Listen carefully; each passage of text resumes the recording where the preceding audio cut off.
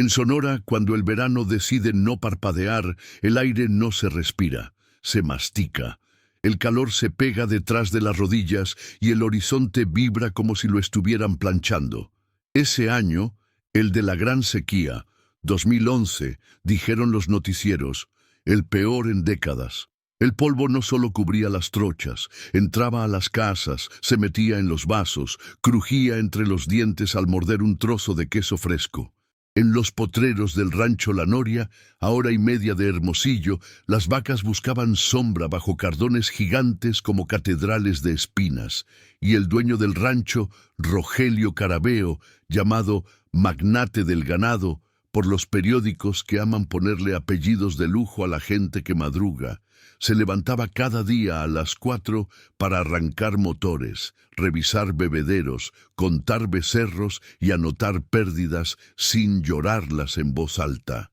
Rogelio había heredado el oficio de su padre y a su padre de su abuelo, criar animales en tierra que a ratos parece estar en huelga. Tenía 100 empleados en temporada alta, 500 cabezas de registro, contratos con empacadoras, veterinarios que hablaban de genética como si hablaran de oraciones, y una libreta azul donde apuntaba todo con lápiz: litros de agua por bebedero, fallas del generador, nombres de los choferes que se atrasaban en la ruta de altar. Llevaba 3 meses sin ver una nube completa. A las 5:30, cuando el sol apenas asomaba, la línea del termómetro ya era un insulto. Fue en ese tiempo cuando la enfermera Alma Álvarez llegó al rancho recostando la camioneta roja del centro de salud sobre la cerca como si buscara sombra en los postes. Rogelio la conocía de Hermosillo. Se habían topado en reuniones de protección civil, esas donde los funcionarios prometen agua que no existe y los productores mueven la cabeza como si los estuvieran despertando. Alma bajó con la cara bañada en ese sudor que no tiene perfume, solo prisa. «Don Roger», saludó sin ceremonia, «vengo de Desemboque». El pozo se nos puso salobre y la marea roja cerró la pesca. Se están quedando sin agua, sin pescado y sin gasolina. Ya no es un apoye cuando pueda. Ya es, si no llega agua hoy, mañana hay niños con suero clavado. Rogelio se limpió las manos en el pantalón y miró hacia el norte, hacia donde el desierto se hace mar en Punta Chueca, hacia la tierra Comcaac, los que en los periódicos llaman Seri, como si los nombres fueran etiquetas de lata. Había ido de joven, en tiempos de su padre, con un ingeniero a arreglar una bomba de viento. Recordaba la lumbre del mediodía y el sabor salado en la boca, y a un viejo que les dijo al despedirse: «Ustedes traen fierros, nosotros traemos nombres para el viento». «¿Cuánta gente?», preguntó Rogelio, cabeza en libreta mental. 250 en punta, como 180 en Desemboque, más los que andan entre. El tinaco grande no se ha llenado en una semana. El camión de la comisión no subió porque la brecha se comió el diferencial, y hay 2 mujeres que parieron hace poco. Si usted no nos presta pipas y choferes hoy, yo me regreso con garrafones al hombro, pero no me van a alcanzar». Rogelio no era santo. Tenía fama de duro con los proveedores y de no perdonarle a un toro flaco un día de más en el corral. Pero algo en el tono de Alma, esa mezcla de enfermera y hermana mayor, le prendió un fósforo en la nuca. Se acordó también de su padre diciendo que el agua en el desierto no es de nadie mientras no llega a la boca. «¿Cuánto le cabe a su tinaco?», preguntó, ya caminando hacia la nave de los camiones. 40.000 litros, pero con 20.000 aguantamos 2 días si se reparte con juicio. «Tráete a Chava y a Zúñiga», ordenó al capataz. 2 pipas, la de 9 y la de 13.000. Les metemos agua de la noria vieja y del bebedero del potrero 3. Yo voy en la cabina. Si se atoran en la brecha, los jalo con la oruga. Y el diésel, le recordó el capataz, ojos de contabilidad viva. «Pásalo a mi cuenta», dijo Rogelio, y por primera vez en semanas no pensó en la línea roja del estado de resultados. A las 6:20, 2 pipas salieron dejando detrás una estela de polvo que olía a tierra recién raspada. En la carretera, el asfalto vibraba como parrilla. Entraron a la brecha de terracería y ahí empezó el vaivén. Zanjas, piedras, un tramo de arena suave que mordía llantas. En una curva, un trozo de malla ciclónica, caído del remolque de un vecino, amenazó con reventar una llanta. Chava lo esquivó como bailarín gordo y siguieron. A media mañana, la primera pipa asomó al caserío de Punta Chueca. El tinaco grande, un cilindro blanco marcado con grafitis y nombres de niño, parecía un animal sediento. Los hombres de la comunidad, piel de cobre endurecida, salieron sin celebrar ni reclamar. Aquí la necesidad no tiene adjetivos.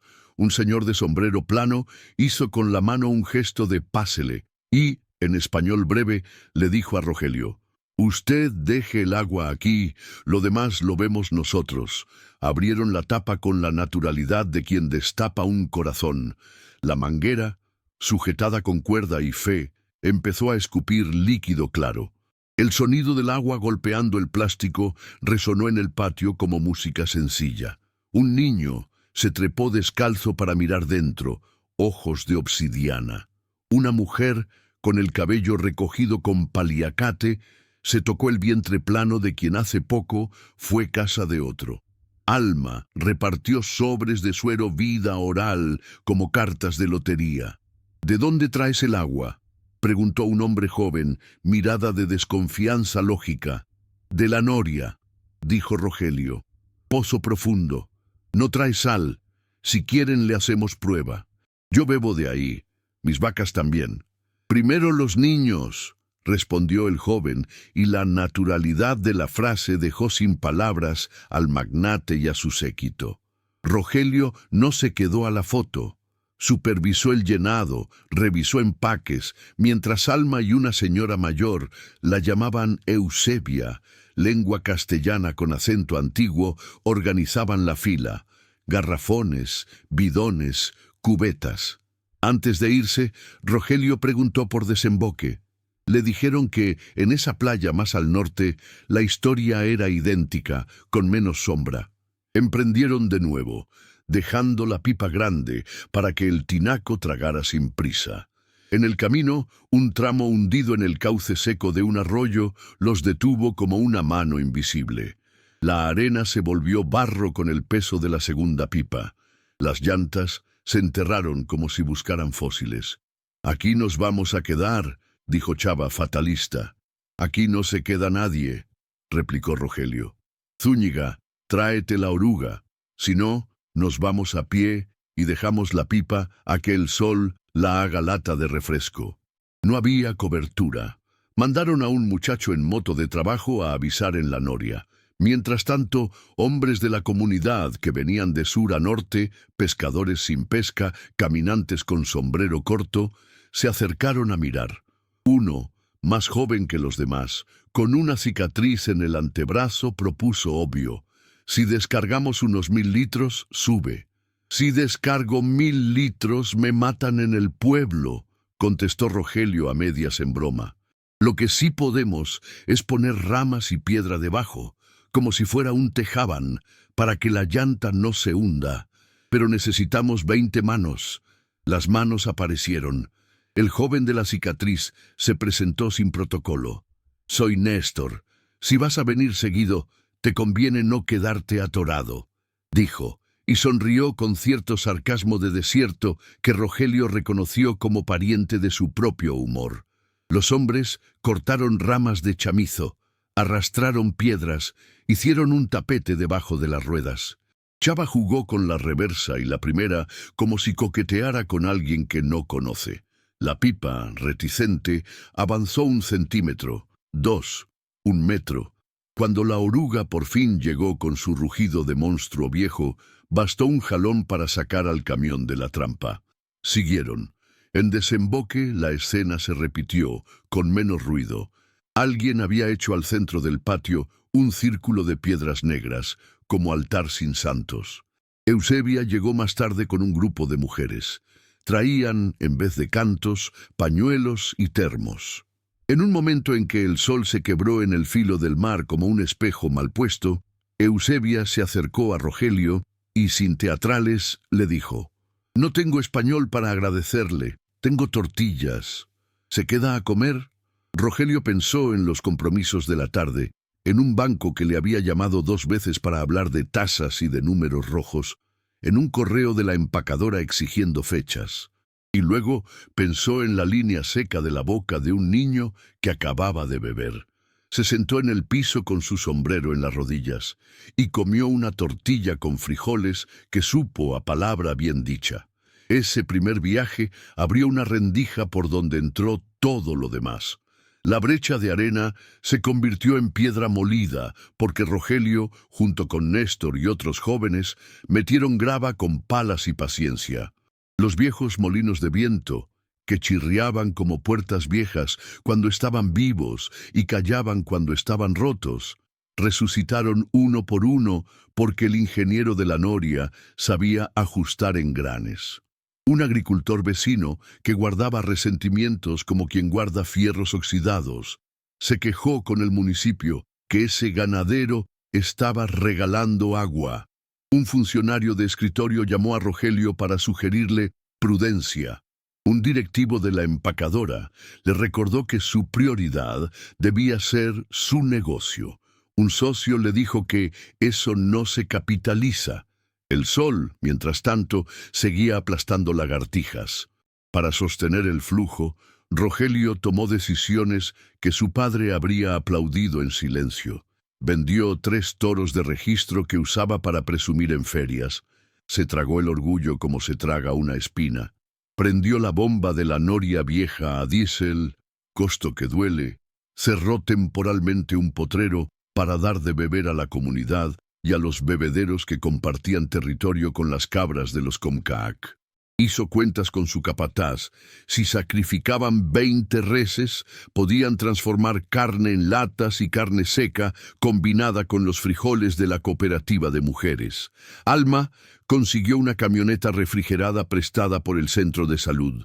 2 maestras de secundaria llegaron con cuadernos y lápices, porque la sed no solo vacía la boca, vacía la cabeza. ¿Por qué haces esto?, le preguntó una tarde su hijo Luis, ingeniero industrial, que llevaba meses empujándolo a modernizar el negocio con sensores y apps. A ti nadie te va a dar un reconocimiento. El Estado va a tomarlo como dado, y los otros rancheros te van a usar de ejemplo para no pagar. Porque si se mueren, me muero yo, contestó Rogelio sin poesía.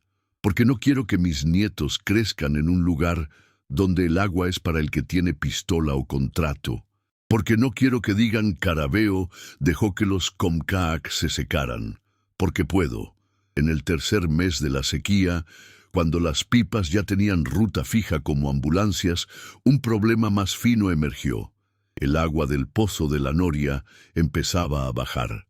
Las mediciones mostraban una caída de niveles que no podían sostener el ritmo. Rogelio se sentó frente al plano de su rancho y recordó una represa vieja, la Escondida, un bordo en un cauce efímero que con suerte todavía podía guardar agua bajo lodo. Convocó a Néstor, a Eusebia, a Alma y a 2 ingenieros, uno con sombrero, otro sin. Se sentaron en cajas de plástico bajo la sombra de un torote. Si desasolvamos el bordo y lo forramos con geomembrana, ganaríamos 2 meses, dijo el ingeniero sin sombrero, apuntando con un lápiz. Si ponemos un molino de viento aquí, jalamos sin diésel, agregó el otro. Si hacemos un acuerdo de palabra y luego lo escribimos, intervino Eusebia golpeando el piso con una rama. El agua no se vuelve pleito. Ese acuerdo nació esa tarde, con la sencillez de las cosas sabias. El agua de la Escondida se repartiría un día para la comunidad y un día para los bebederos que comparten territorio. Las pipas de la noria seguirían yendo por semanas alternas. Las mujeres de la cooperativa tendrían prioridad para los garrafones cuando hubiera enfermos. Y cada servicio de agua llevaría a cambio no dinero, sino trabajo en especie.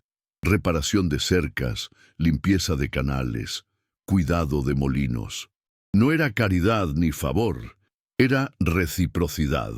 Rogelio firmó su nombre sobre una hoja con la línea chueca. Eusebia no firmó. Puso un bastón sobre la mesa y con eso bastó. La foto de ese bastón encima de la hoja, tomada por Alma con un celular que apenas aguantaba, terminó rodando por grupos de WhatsApp de media Sonora. Al día siguiente, un portal de noticias tituló, en su estilo de trompeta, «Magnate del ganado salva a tribu entera de morir. Lo nombran su jefe supremo». Rogelio leyó el titular en su teléfono a la hora de la comida, con una tortilla a medio doblar en la mano, y se atragantó de risa y de coraje. «¿Jefe supremo yo?», dijo con la boca llena. «Estos no entienden nada». El meme corrió más rápido que las pipas. Un diputado local llamó para preguntarle si quería capitalizar la buena imagen y lanzarse a una candidatura. Un noticiero de la capital pidió entrevista. Un viejo socio le mandó un audio para decirle, con sarcasmo, «Felicidades, cacique». Eusebia, al enterarse, solo movió la cabeza despacio, como quien escucha a un niño inventando jerarquías en su juego. «Aquí no hay jefes supremos», dijo. «Hay quien decide el agua con los demás. Y usted nomás trajo la llave». En el rancho, los trabajadores empezaron a llamar a ese empuje la campaña del agua. No había banderas, había mangueras, no había consignas, había horarios, no había selfies, había lodo en los zapatos. En una de las últimas vueltas de agosto, una nube, chiquita como promesa, se paró encima del cerro. Nadie se atrevió a decir «lloverá» por miedo a asustarla. A la madrugada siguiente, lloviznó como quien pide disculpas por el retraso. Los cardones se pusieron más verdes que de costumbre. El polvo, por un día, dio tregua. Néstor soltó una carcajada sin sonido y mirando a Rogelio dijo: «Ahora sí, magnate, nos va a tocar dormir». Rogelio no durmió. En la libreta azul, a la luz de una lámpara de aceite, porque ese día la planta se había negado, anotó: 2.000 litros más de lo calculado, 17 viajes en 2 meses, un toro menos y 3 personas vivas que me dieron las gracias con la mirada. Vale. No sabía que lo más difícil no había sido mandar el agua, sino lo que venía. Hacer que ese hilo tejido a prisa con motor y sudor no se rompiera cuando la lluvia, como siempre, decidiera irse de vacaciones otra vez. A la semana del titular estridente, jefe supremo, el patio de la primaria de Punta Chueca se llenó con una mezcla improbable.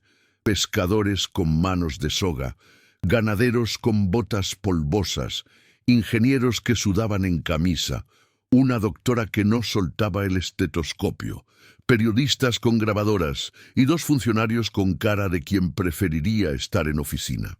No era fiesta ni asamblea a secas. Era un «vamos a hablar bien», convocado por Eusebia y por el Consejo de Ancianos, que en Sonora nunca han necesitado micrófono para mandar callar al mar y que escuche. Rogelio llegó con la prisa mansa de quien ha aprendido que nada importante se dice corriendo. Traía en la mano un tubo de PVC corto, pintado de azul. Al verlo, Néstor soltó la risa. «¿Y esa vara, magnate? ¿Vas a tocar flauta?» «Es un codo de 3 pulgadas», dijo Rogelio. «Venimos a hablar de agua. Yo no sé de bastones, pero de codos sé». Los periodistas olieron la carnita del día y sacaron cámaras. Uno, con voz de locutor de feria, se adelantó. «Don Rogelio, ¿qué se siente ser reconocido como jefe supremo por la tribu Seri?» El silencio que siguió fue francamente incómodo. Eusebia se aclaró la garganta con delicadeza de mar. Rogelio sostuvo la mirada del periodista y habló como habla la gente que trabaja con ganado, sin metáforas innecesarias. «Yo no soy jefe de nadie que no sea el problema que me toca», dijo. «Ni supremo ni medio pelo. Los que mandan aquí ya estaban antes que yo. Si algo hice fue traer agua y aprender a escuchar. Si me van a dar un título, que sea de encargado de mangueras. Ese sí me queda». Hubo risas y luego un asentimiento colectivo que no es fácil de describir. una especie de exhalación larguísima. A los hombres de mar les gustan las cosas claras, a los de campo también. El consejo tomó la palabra con lentitud, de estación que abre. Un señor de barba blanca y ojos midiendo habló en español roto, pero suficiente. En nuestra casa, cuando uno ayuda a que el agua llegue, se le da algo para que recuerde. No es bastón de mando, no es gorra, es palabra. Nosotros decimos, compadre de agua. Usted va a hacer eso. Si se cansa, nos dice. Si nos cansamos, le decimos. Si faltamos a la palabra, se rompe. Si la cumplimos, se hace madera. Eusebia alargó entonces un objeto. No era un bastón ceremonial, ni un collar, ni una medalla de municipio. Era un cinturón tejido de ixtle con una trenza de cuero en medio. Rogelio lo recibió con las dos manos, como se recibe a un becerro recién nacido, con cuidado de no apretar de más. Se lo ciñó con torpeza. Néstor le guiñó un ojo. «Te quedó, compadre de agua». Ese día se dijo lo que había que decir. No hubo discursos de más.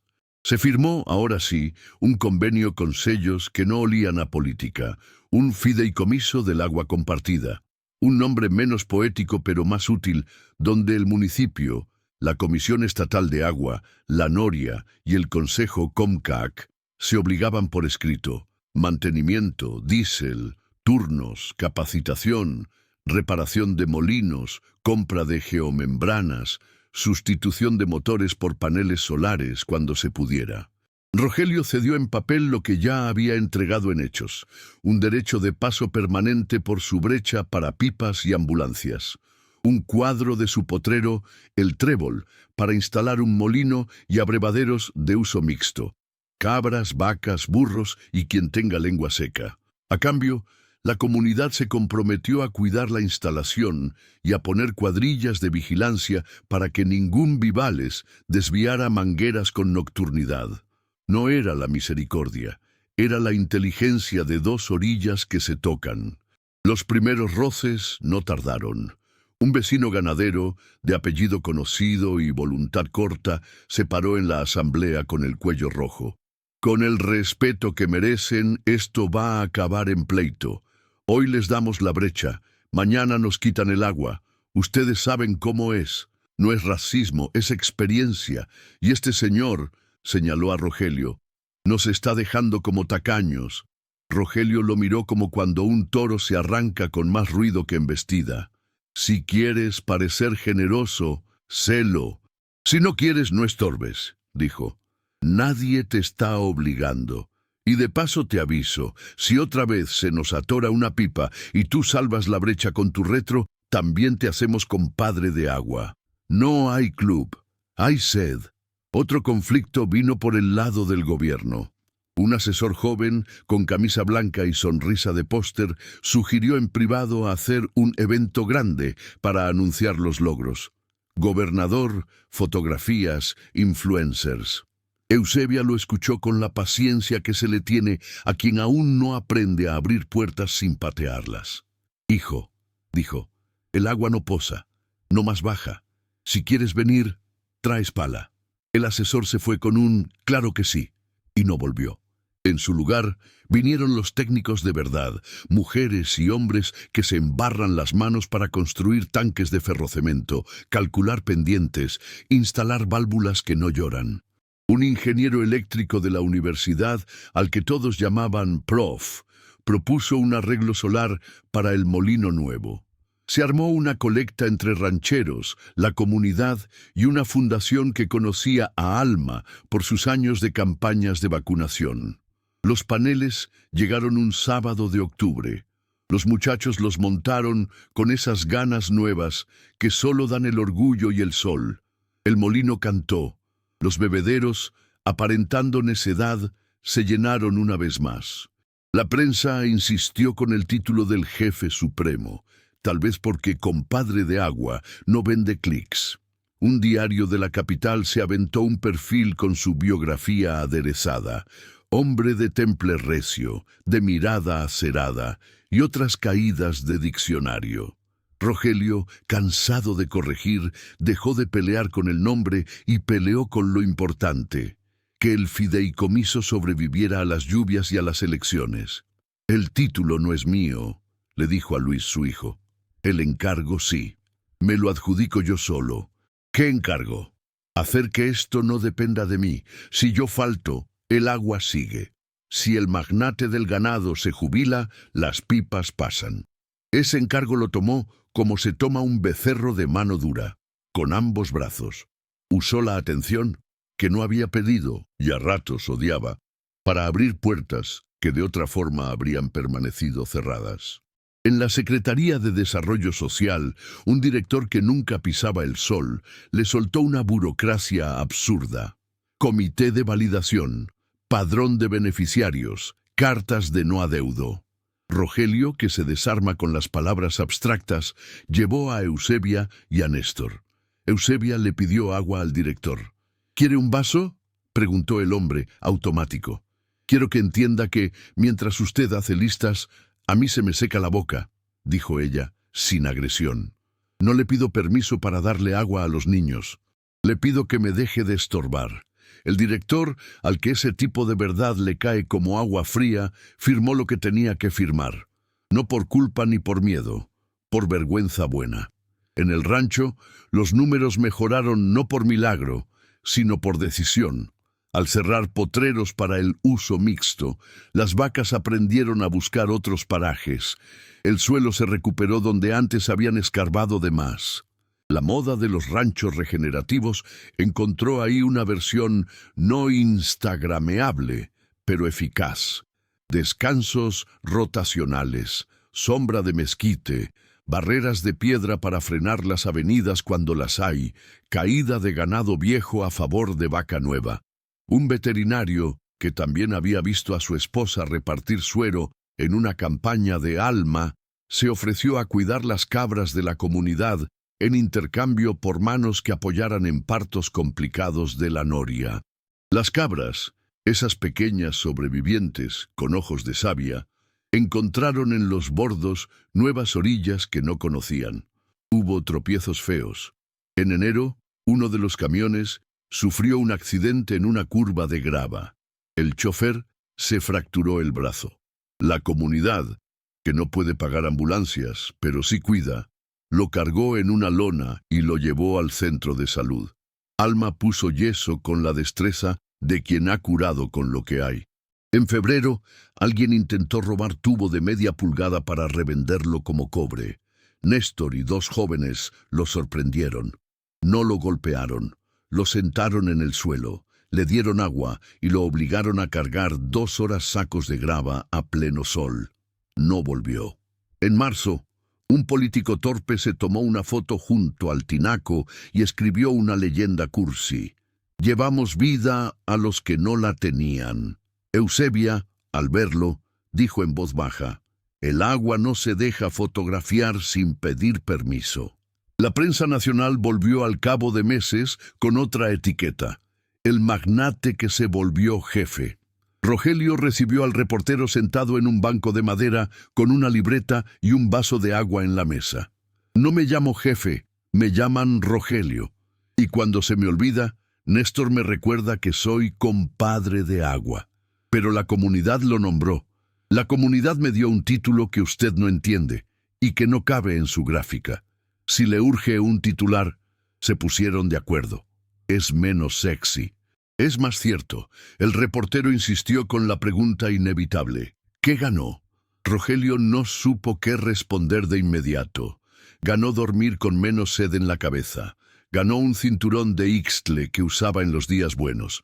Ganó la risa muda de Néstor cuando algo salía. Ganó el privilegio de que Alma le hablara sin saludos fuera de horario. Ganó el derecho a pararse en un patio ajeno sin ser ajeno. Ganó enemigos que no merecía y amigos que tampoco. Ganó, sobre todo, una nueva manera de nombrar lo que ya sabía, que en el desierto el agua no es servicio, es vínculo.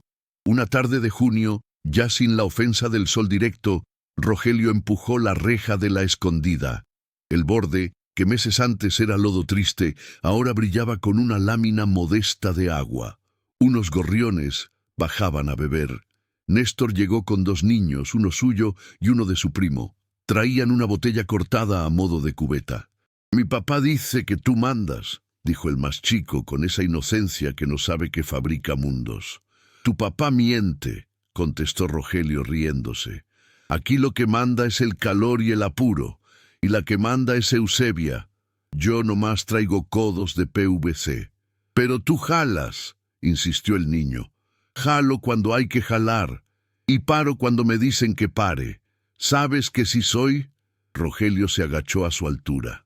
«Soy el que llega cuando se atoran los camiones. Ya con eso tengo». Los niños echaron agua en la botella cortada y se la llevaron a un perro viejo que dormía bajo la sombra de un palo verde. Néstor se sentó en la orilla y sacó del morral un pedazo de carne seca. «¿Ya ves por qué te hace daño lo de jefe supremo?», dijo, masticando. «Ni a los perros les gusta que uno se crea dueño del agua. Les gusta que uno llegue con cubeta». «Pues ahí ponlo en tu Facebook», bromeó Rogelio. «No uso radio». Una semana después, una red de radios comunitarios que no nacieron para la épica, sino para avisar de mareas y para pedir ayuda cuando se descompone una bomba, soltó un mensaje sencillo. «El compadre de agua de la Noria dice que la válvula de la Escondida va floja, que el sábado a las 9 nos vemos con llave y que el que tenga tiempo, venga». Llegaron como siempre, 2, luego 5, luego 10, con ganas de apretar y de platicar. Las palabras fluyeron tan fáciles como el agua cuando la rosca enrosca. A media mañana, Eusebia puso su bastón sobre el borde del tanque, como quien toca campana sin ruido. Rogelio, por una vez, se dejó tomar una foto. No salió solo, ni en primer plano. Salió en orilla, con Néstor y Alma, con un niño con el cuello blanco de sal y una mujer con un termo en la mano. El cintillo de la foto decía, por fin, lo que tenía que decir: el agua compartida. No fue el final. Nunca lo es. Volvieron sequías, se rompieron mangueras, se pelearon amigos, envejecieron bombas, los niños crecieron y se fueron a trabajar lejos y volvieron con hijos que ya no sabían decir cardón y aprendieron a decir tinaco y válvula con exactitud. Hubo años buenos de lluvia que dieron licencia para olvidar 2 tardes. Hubo la tentación de dormirnos en el título. Rogelio, que había empezado odiando la palabra magnate y terminó riéndose de ella, mantuvo siempre el encargo, que el agua no dependiera de él. Le ofrecieron una diputación y dijo que no. Le ofrecieron una placa y pidió que mejor arreglaran el cauce de arena aquel donde se había atascado la pipa. Le ofrecieron un homenaje y pidió que el dinero se convirtiera en 2 paneles solares más. Cuando ya peinaba el pelo blanco y bajaba del caballo con cuidado, llevó al patio de la primaria una caja de PVC, codos, tés, coples, tubos cortos.